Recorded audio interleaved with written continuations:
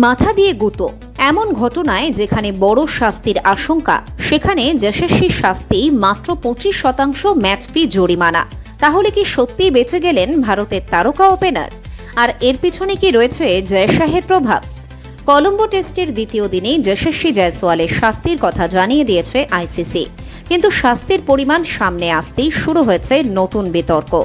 যশস্বীর match ফির 25% কেটে নেওয়া হয়েছে। একই শাস্তি পেয়েছেন শ্রীলঙ্কার পেসার আসিথা ফার্নান্ডো। দুজনের নামের পাশেই যোগ হয়েছে একটি করে ডিমেরিট পয়েন্ট। অর্থাৎ আইসিসির চোখে এই ঘটনায় দুজনকেই সমানভাবে দায়ী করা হয়েছে।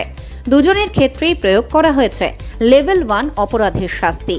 কিন্তু এখানেই উঠছে সবচেয়ে বড় প্রশ্ন, যশস্বী কি আরও কঠিন শাস্তি পেতে পারতেন?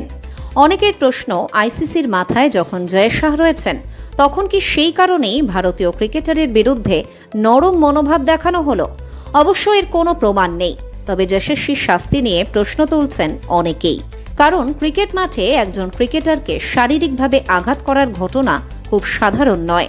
আইসিসির নিয়ম অনুযায়ী কোনো ক্রিকেটার, আম্পায়ার, ম্যাচ রেফারি বা সাপোর্ট স্টাফকে শারীরিক আঘাত করলে সংশ্লিষ্ট ক্রিকেটারকে 2.18 ধারায় দোষী সাব্যস্ত করা হতে পারে।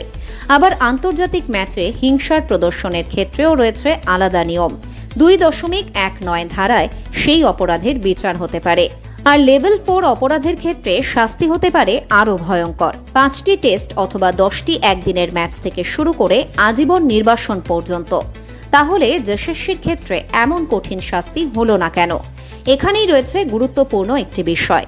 আইসিসির নিয়মেই বলা হয়েছে, যদি ম্যাচ রেফারির মনে হয় যে কোনো ক্রিকেটার অনিচ্ছাকৃতভাবে অপর ক্রিকেটারকে আঘাত করেছেন, তাহলে সেটিকে লেভেল 1 অপরাধ হিসেবে বিবেচনা করা যেতে পারে। সেক্ষেত্রে ম্যাচ ফির 25 বা 50% জরিমানা এবং 1 বা 2টি ডিমেরিট পয়েন্ট দেওয়া হতে পারে। যশস্বীর ক্ষেত্রে ঠিক সেই নিয়মেই প্রয়োগ করা হয়েছে। তবু প্রশ্ন থেকেই যাচ্ছে, যদি একই ঘটনা অন্য কোনো দেশের ক্রিকেটারদের সঙ্গে ঘটত, তাহলেও কি আইসিসি একই শাস্তি দিত?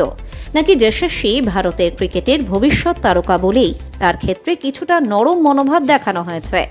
এই প্রশ্নের উত্তর এখনই নিশ্চিতভাবে বলা সম্ভব নয়, কারণ আইসিসির সিদ্ধান্তের পিছনে ম্যাচ রেফারির মূল্যায়ন এবং ঘটনার পরিস্থিতিও গুরুত্বপূর্ণ। তবে একটা বিষয় পরিষ্কার, 25% ম্যাচ ফি জরিমানা এবং একটি ডিমেরিট পয়েন্ট দিয়ে ঘটনা শেষ হলেও যশস্বীকে ঘিরে বিতর্ক কিন্তু এখানেই শেষ হচ্ছে না।